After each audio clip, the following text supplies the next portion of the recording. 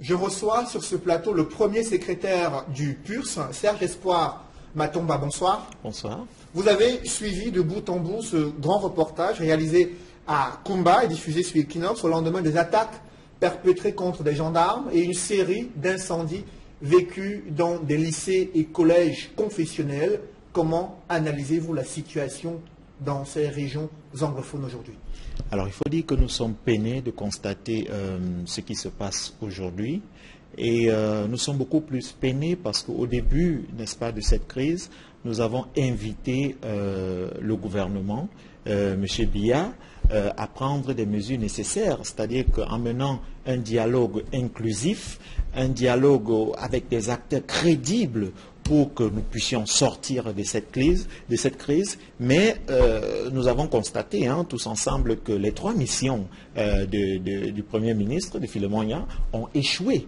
Et aujourd'hui, nous assistons à une escalade comme celle-là et nous avons beaucoup de la peine, tout en condamnant avec la dernière énergie l'assassinat, n'est-ce pas, de nos forces de défense, des hommes en tenue. Nous ne pouvons pas tolérer cela. Et comme nous condamnons aussi toute idée de sécession dans le pays, mais nous continuons de croire qu'avec un dialogue inclusif, nous pouvons véritablement sortir de cette crise. Mais alors, nous sommes allés jusqu'à proposer qui sont les acteurs qui peuvent participer, n'est-ce pas, à ce dialogue-là. Nous avons parlé... Mastomba, vous avez vu le Premier ministre et d'autres délégations des élites qui sont allées rencontrer les populations, qui ont pris des doléances et qui ont promis de les transmettre au chef de l'État afin qu'il trouve des solutions profondes à cette crise anglophone. Comment appréciez-vous la démarche? Il faut comprendre déjà qu'il y a une véritable crise d'élite. Si ces élites étaient des personnes comprises dans ces zones-là, nous n'en serons pas là.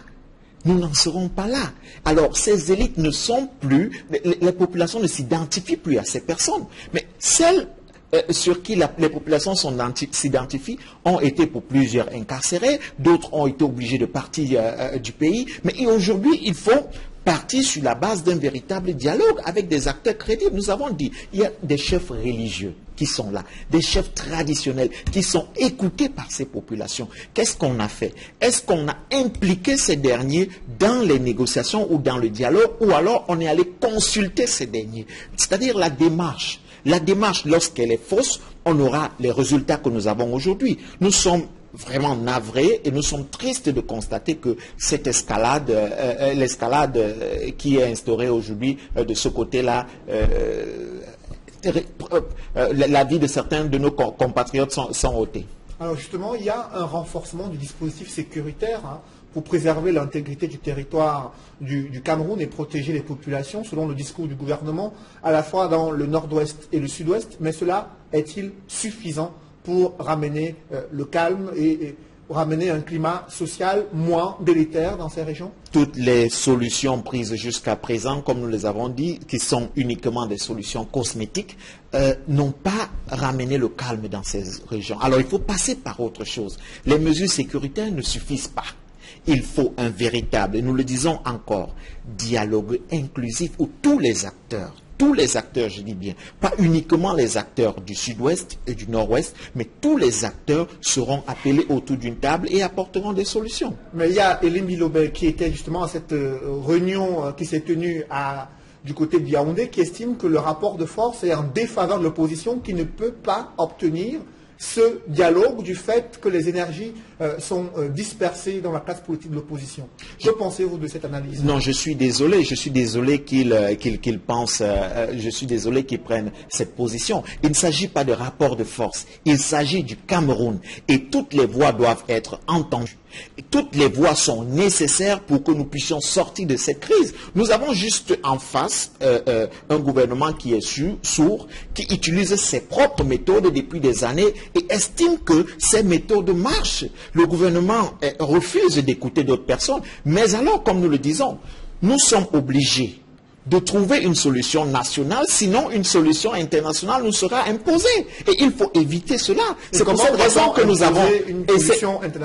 C'est pour cette raison que nous avons d'ailleurs dit que nous ne voulons pas un état d'exception. Nous ne voulons pas arriver à un état d'urgence où nous serons, évidemment, les positions vont se consolider, parce que si aujourd'hui une force tampon qui ne soit pas une force camerounaise est imposée au Cameroun, vous savez que les positions, les uns et les autres vont se radicaliser beaucoup plus. Alors il faut éviter cela. Pour cette raison, nous appelons encore une fois de plus à un véritable dialogue. Mais nous comprenons aussi que ceux qui sont en face n'ont plus la capacité de gérer cette crise. Parce qu'il faut comprendre que la crise ne naît pas aujourd'hui. C'est depuis les années 60. C'est-à-dire que s'il y avait des solutions à apporter par ce régime, par ce gouvernement, à cette crise, nous n'en serons pas là aujourd'hui. L'opposition aussi peine à faire plier le gouvernement sur l'ouverture d'un dialogue national. Ça fait près d'un an qu'on attend des acteurs politiques, notamment de l'opposition, qui exhortent le gouvernement à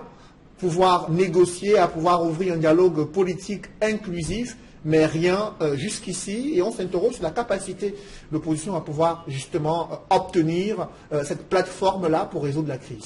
Ce qu'il faut déjà noter et saluer la bravoure, n'est-ce pas, de toute l'opposition d'ailleurs, qui utilise cette voie pacifique pour amener le pouvoir à mener un véritable dialogue national, parce qu'il faut noter qu'aujourd'hui, d'une façon ou d'une autre, je ne vous apprends pas, le Cameroun est perturbé dans le septentrion.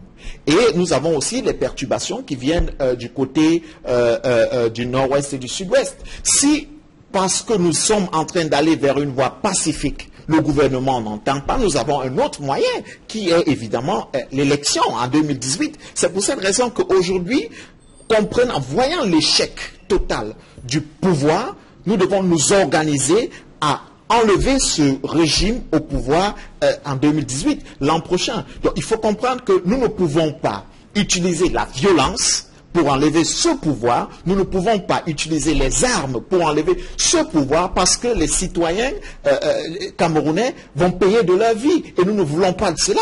Nous allons dans un dialogue, nous faisons des propositions, mais nous sommes aussi conscients que nous parlons à des sourds. Il faut donc passer à autre chose. Et autre chose, c'est véritablement s'organiser pour qu'ensemble nous puissions déloger ceux-là qui jusqu'ici sont incapables de diriger cette nation et de ramener la paix. Avant l'année électorale 2018, il y a une session parlementaire, la toute dernière de l'année 2017, qui doit s'ouvrir dans les toutes prochaines heures, les tout prochains jours. Est-ce que le pouvoir législatif, députés et sénateurs, peuvent-ils jouer un rôle dans la résolution urgente de cette crise anglophone? Alors, ils peuvent jouer un rôle s'ils sont vraiment des élus qui portent véritablement la voix des peuples, mais alors nous avons toujours constaté que notre Assemblée, c'est une véritable caisse de résonance. C'est pour cette raison d'ailleurs que nous avons estimé que nous ne pouvons plus compter sur ce Parlement qui, les projets de loi et les propositions de loi arrivent à midi, à 14 heures,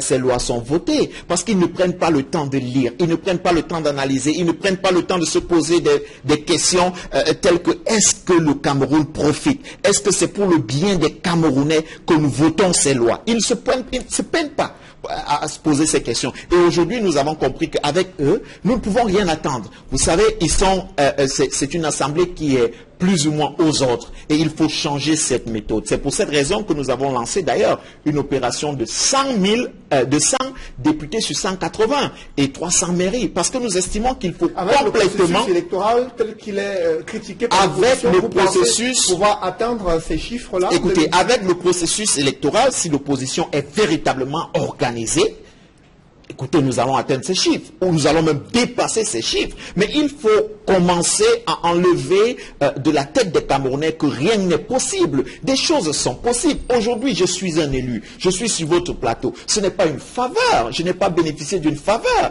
Je me suis mis en campagne, j'ai discuté avec des Camerounais, certaines personnes ont décidé de me faire confiance, certaines personnes ont fait confiance au parti auquel j'appartiens et ont voté. C'est ce que nous devons faire, c'est la démarche que nous avons enclenchée et nous espérons que si aujourd'hui, tous les Camerounais manifestent la volonté de vouloir quelque chose de différent, alors nous aurons cette chose-là. Merci Serge Espoir Matomba. Je rappelle que vous êtes le premier secrétaire du parti politique, le PURS. Mesdames, messieurs, c'est la fin de ce journal. Merci d'avoir suivi. Restez sur Equinox Télévision. Juste après cette édition du 20h, l'émission 100% foot présentée par Étienne Pascal Azégué. Bonne soirée sur Equinox Télévision.